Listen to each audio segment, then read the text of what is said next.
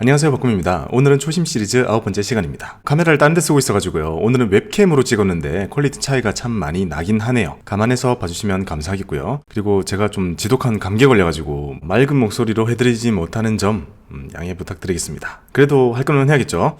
자, 초심 시리즈 9번째 시간입니다. ETF로 구성된 나만의 포트폴리오를 만드는 것을 목표로 하고 있는 바로 초심 시리즈를 진행하고 있고요. 하나둘씩 찍다 보니까 지금 9번째까지 왔습니다. 예전에 제가 책을 통해서 소개해드렸던 이런 포트폴리오 짜는 법, 이거를 다시 한번 해보면서 나만의 포트폴리오를 한번 짜보자 라고 말씀을 드렸고, 이제 이 책은 사실 필요 없이 영상에 최대한 녹여보자 이렇게 준비를 했습니다. 이 시리즈가 끝났을 때는 세상에 단 하나뿐인 나의 성향과 나의 기호가 잘 반영된 나만의 포트폴리오를 갖는 것을 목표로 하고요. 요렇게 생긴 포트를 갖게 되는 거죠. 이게 옛날에 짠 거여가지고요. 아마 지금은 싹 내용이 바뀌게 될 겁니다. 그리고 이 초심 시리즈는 이렇게 제가 요즘 하고 있는 고민스쿨 4단계 중에서 초급반 난이도에 해당이 되게 됩니다. 여기 보면 생초보반 지금 하고 있죠. 이게 끝나고 나면 ETF로 구성된 나만의 포트 짜는 것, 여기를 초급반으로 컨셉을 잡아서 하고 있는데요. 이 초급반을 완전히 커버하는 시리즈가 되도록 하는 것이 제 목적입니다. 이걸 끝나고 나면 중급반, 상급반 이런 것들이 있는데요. 여기 가면 ETF 말고 개별적으로 깊이 들어가는 내용들이 많기 때문에 아마도 여기는 유튜브에 담기 참 쉽지 않은 내용들이 많을 거라고 생각이 들어요. 유튜브에서는 그래도 이 초급반의 컨텐츠가 가장 많은 분들이 만족해야 하지 않을까 생각해가지고요. 고민스쿨 에서 이 초급반 내용은 아예 따로 강의를 진행하지 않고 유튜브를 통해서 다 할 생각으로 이렇게 구성을 했습니다. 이 초심 시리즈만을 위한 시트를 하나 만들었고요. 이 공유 링크를 아래 달아드렸는데요. 많은 분들께서 여전히 이걸 다운받는 게 좀 어려워 하시는 것 같아요. 여기 보이는 공유 버튼을 누르시는 것이 아니라 파일을 누르고 밑에 다운로드를 누르고 거기 옆에 마이크로 엑셀 파일로 다운받으셔가지고요. 자체적으로 수정해 가시면서 사용하시면 되겠습니다. 이 공유 요청을 저한테 주시게 되면요. 제가 그거를 수락해 버리게 되면 다른 분들이 보실 때 아예 바뀌어 버리는 내용이 생기기 때문에 이렇게 다운받아 쓰실 수 있도록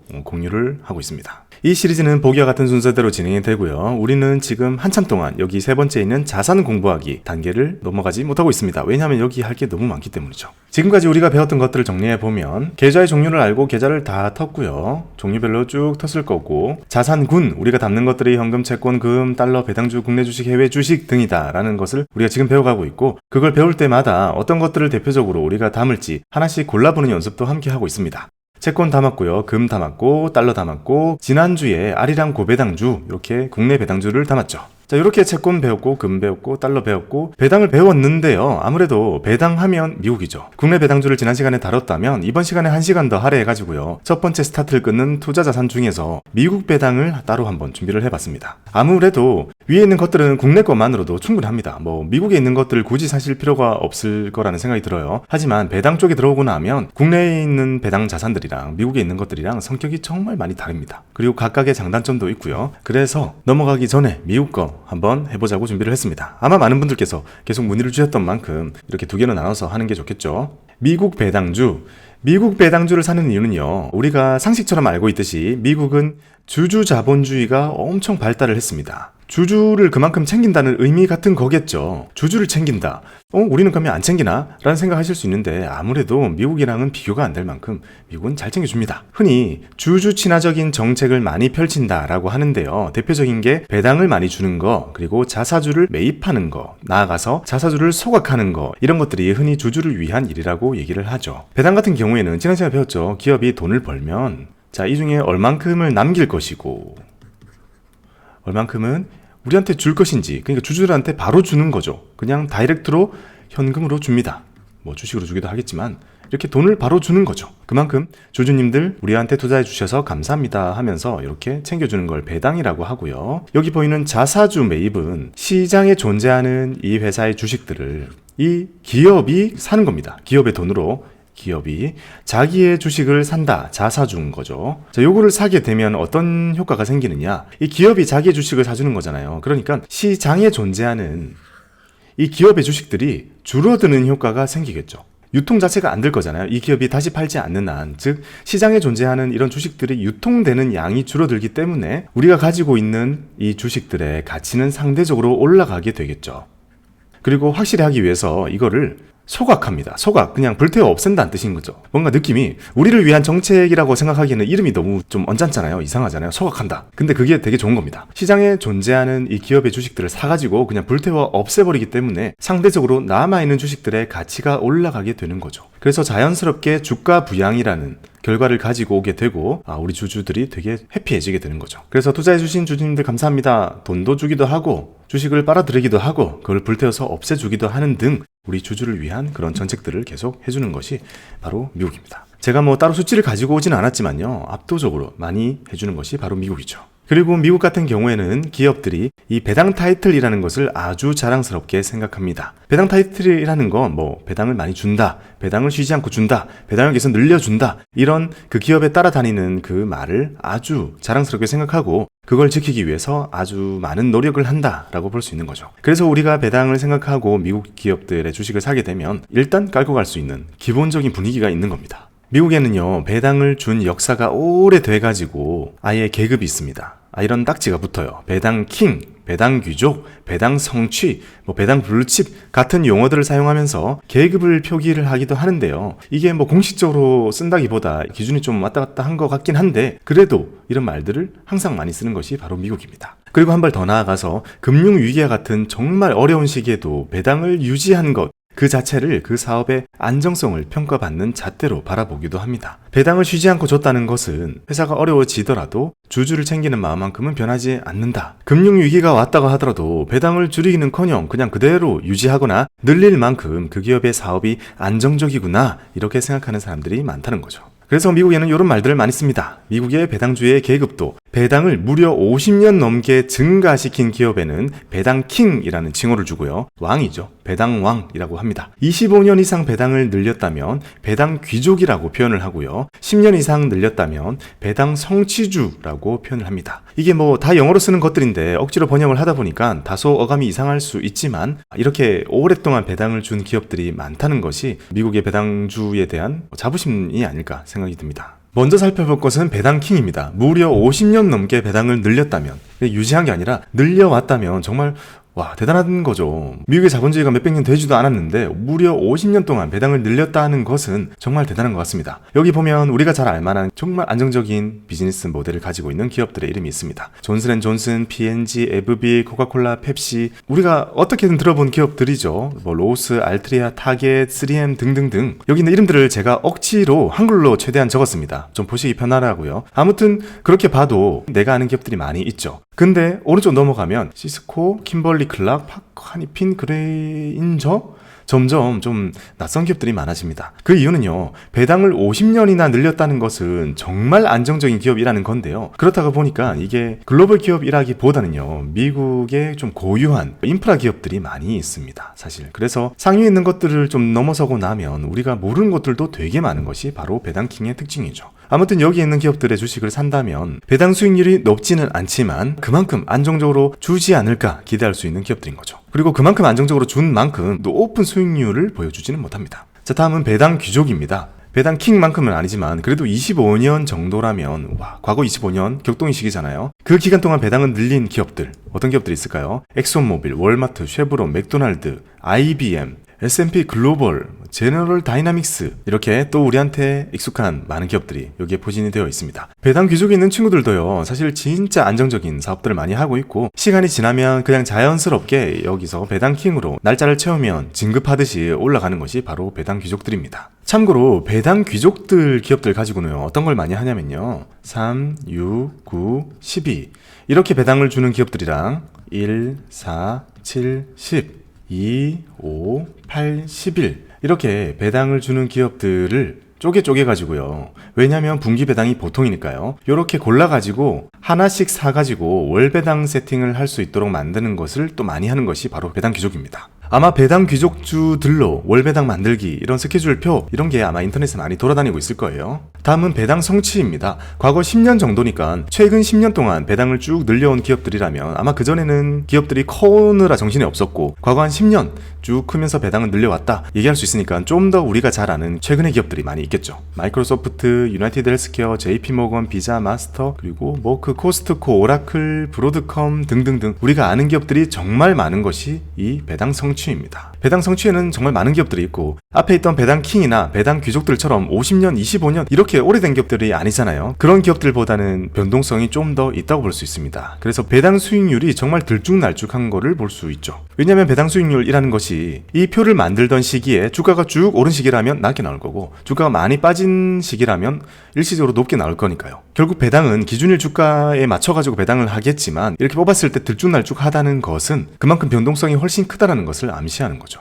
그러면 이렇게 좋은 미국의 배당주들 우리가 어떻게 살 수 있을까요? 여기 있는 것들 하나하나 사가지고 배당 스케줄 보고 배당 수익률 보고 기업의 이익 성장률이나 이런 것들을 파악해가지고 산다면 개별주를 사는 게 되잖아요. 그런 것도 물론 좋습니다. 하지만 지금 제가 하고 있는 시리즈에서는 개별 주식은 다루고 있지 않기 때문에 우리는 국내에 상장되어 있는 ETF를 살 겁니다. 미국의 배당주를 사는 국내에 상장된 ETF들 이런 것들이 있습니다. 제가 얼추 검색해서 다 가지고 왔는데요. 뭐 빠진 게 있을 수는 있을까 모르겠네요. 어쨌든 이 정도면 충분할 겁니다. 다 가지고 온 거라고 보여지고요. 크기 순서대로 쭉 나열을 해봤습니다. 여기 보면 거의 1000억에 가까워 있는 거, 그리고 680억, 490억, 400억, 300억. 그러니까 큰 친구들이 좀 있죠. 그리고 뒤에 좀 작은 친구들도 있고요. 이름에 따라서 운용사 우리 이제 매칭시킬 수 있잖아요. 자, 솔 만든 데는 신한, 에이스를 만든 데는 한투, 타이거는 미래, 코덱스는 삼성, 아리랑은 한화, 코세프는 키움. 자, 이렇게 참 다양하기도 다양하죠. 밑에 보면 상장일이 정말 최근입니다. 이런 거는요. 제일 큰데 최근이라는 것은 뭔가 우리의 마음을 끌어당기는 뭔가가 있었다는 것을 의미하는 거겠죠. 여기 보면 에이스도 2021년, 타이거도 2022년 최근에 상장된 친구들이 이렇게 상위에 포진하고 있다는 것이 좀 특이한 점이라고 볼 수 있습니다. 왜냐하면요, 보통 이렇게 오래전에 만들어져 있는 친구가 그 섹터에서는 어느 정도 대장 역할을 하고 있는 경우가 많거든요. 근데 적어도 미국 배당 ETF에 있어서는 최근에 나온 것들이 아주 상위를 차지하고 있다라는 좀 특이점을 볼 수 있습니다. 여기 보면 2017년, 그리고 2015년 이렇게 옛날에 나온 친구들이 있는데 뒤에 밀려있죠. 어떤 점들이 이런 결과를 가지고 왔을까? 저는 이런 생각을 해봤습니다. 여기 있는 이런 친구들이 다 벤치마크들이 다릅니다. 그러니까 뭘 쫓아가고 뭘 카피하고 있고 뭘 복제하고 있는지가 저마다 다 다른데요. 아마 많은 분들이 그런 걸 기준으로 그렇게 면밀하게 구분을 하지는 않았을 것 같고요. 결국 여기 있는 보수 있잖아요. 총보수. 그게 좀 이런 결과를 가지고 오지 않았을까라는 생각을 해봅니다. 왜냐하면 과거에 나왔던 친구들이 여기 보면 0.4, 0.4, 0.4, 0.3 정도의 다소 또 높은 보수를 가지고 있는 반면에 1, 2등 하고 있는 친구들이 0.05, 0.06 정도로 이렇게 낮은 총보수를 보여주고 있습니다. 많은 게 변했네요. 제가 보면서 야, 이게 이래도 되나? 이 정도면 사실 그냥 미국 지수 따라가는 인덱스 이런 것들이 거의 이 정도일 것 같은데 그래도 배당 이거 세팅하려면 할 일이 되게 많을 거거든요. 근데도 이렇게 0.05, 0.06이 나온다는 것은 아마도 제가 관심을 좀 두지 않는 그 기간에 미국 배당주 ETF에 대해서 정말 치열한 경쟁이 있었던 게 아닌가 싶습니다. 그래서 결국 지금 귀결된 것은 신한과 한투에서 나온 솔과 에이스가 0.05, 0.06이라는 정말 말도 안 되게 낮은 이런 보수들로 이렇게 많은 규모를 만들어내지 않았나라는 생각이 듭니다. 그래서 오늘 시간에는요, 이렇게 두 개만 비교를 한번 해보겠습니다. 그리고 비교하려고 찾아보다 보니까 희한하게 이 두 개도요, 벤치마크가 똑같더라고요. 즉, 이 두 개는요, 추종하고자 하는 그 목표치가 똑같습니다. 복제하고자 가지고 오는 지수가 똑같은 거죠. 아주 간단하게는요, 두 개가 거의 똑같다라고 봐도 됩니다. 미세하게만 다르겠죠. 보수가 좀 다를 거고 배당 주기가 다를 거고 그런 것들이 조금 다를 텐데 그 차이에 의해서만 구분을 해도 충분하지 않을까 생각을 해봅니다. 하나씩 살펴볼게요. 자, 첫 번째, 지금 미국 배당 ETF 중에 대장격을 만들고 있는 솔 미국 배당 다우존스 ETF입니다. 2022년 11월이면 한 네다섯 달 밖에 안 됐잖아요. 근데 1000억 원이나 모였네요. 그 비결이 뭘까? 먼저 이 차트는요, 이게 추종하고 있는 ETF가 SCHD라는 것과 거의 비슷합니다. 그래서 차트는 비슷하게 나올 거고요. 뒤에 있는 에이스 ETF도 비슷합니다. 그러면 다른 점은 여기 보면 배당을 주는 주기가 1월, 2월, 3월입니다. 즉 이 친구는요, 월 배당을 해주고 있다는 거죠. 그러니까 아마도 정말 많은 사람들이 월 배당해주는 미국의 배당주에 투자하는 ETF 그리고 보수도 정말 싸구나 하면서 매수를 한 것 같습니다. 왜냐하면 여기 있는 찰스왑의 SCHD라는 ETF 자체가요, 미국에서도 배당주 ETF들 중에서는 거의 가장 좋은 수익률을 보여주면서 대장격으로 지금 올라오고 있거든요. 그러니까 그걸 그대로 복제해서 가지고 있는 이 월지급식 ETF가 인기가 엄청 많은 것이 아닐까 생각을 해봅니다. 뭐가 들어있는지 열어보면요, ABB, 텍사스 인스트루먼트, 그리고 펩시, 시스코, 홈디포, 브로드컴, 유나이티드 헬스케어, 화이자, 코카콜라, 버라이즌, 홈디포. 아까 앞에서 봤던 것처럼 결국 우리가 잘 아는 고배당주들이 들어있겠죠. 뭐 배당킹이냐, 뭐 배당 귀족이냐 전혀 중요하지 않을 겁니다. 즉 이런 것들이 담겨있는 지수를 그대로 복제해가지고 가지고 오는 월배당을 해주는 ETF. 근데 보수도 정말 싸다. 정말 소울에서 공격적으로 만든 게 아닌가 싶은 생각이 듭니다. 저도 ETF 만드는 회사에 있었잖아요. 정말 파격적이군요. 이들의 경쟁이 우리에게는 기쁨을 주는 것 같습니다. 자, 그러면 에이스 미국 고배당 S&P. 자, 이름은 정말 많이 다르지만 똑같은 지수에 투자가 되고 있습니다. 자, 요거는 나온 지가 언제죠? 2021년 10월 21일. 그렇게 오래되지도 않았죠. 밑에 있는 수익률 차트를 보니까 바로 앞에 있는 거랑 거의 똑같죠? 이렇게 보면 거의 똑같죠. 똑같은 지수를 추정하고 있고 보수 차이도 별로 없다면 거의 비슷할 겁니다. 그런데 차이가 있다면 배당을 주는 게 2월, 5월, 8월, 11월입니다. 그러니까 이것도 SCHD가 똑같이 따라가도록 세팅을 했다라는 걸 거고요. SCHD가 아마 미국의 다우존스 배당 100인가? 그런 거 조정할 거거든요. 아닐 경우에는 제가 자막으로 살짝 띄울게요. 이게 보자. 2, 5, 8 10일 월달에 배당을 준다고 합니다. 그러면 이게 배당 주는 금액이 다를 거냐? 그렇게 많이 다르진 않을 겁니다. 조금 차이가 있어 보이긴 한데요. 왠지 제 생각엔 12월 30일 기준이어서 그렇지 아마 동일한 지수를 조정을 할 겁니다. 어쨌든 동일한 곳에 투자가 되면서 배당 주기만 차이가 좀 있을 것 같다의 정도 기억해 주시면 될 것 같습니다. 자, 그러면 이렇게 배당을 배웠고요. 오늘 배웠던 것들 중에서 소울이나 에이스 중에 미국 배당주 하나 골라주시면 되겠습니다. 예시로는 소울 미국 배당 다우존스 이걸 넣을 거고요. 근데 특이한 게 있죠. 여기 보면 제가 H 들어있는 거를 가지고 왔습니다. 다시 과거로 돌아가 보면 일주일 전에 소울 미국 배당 다우존스 H가 붙어 있는 것이 나왔습니다. H가 붙어 있다는 것은 원달러 환율에 영향을 받고 싶지 않다. 그럼에도 미국에 있는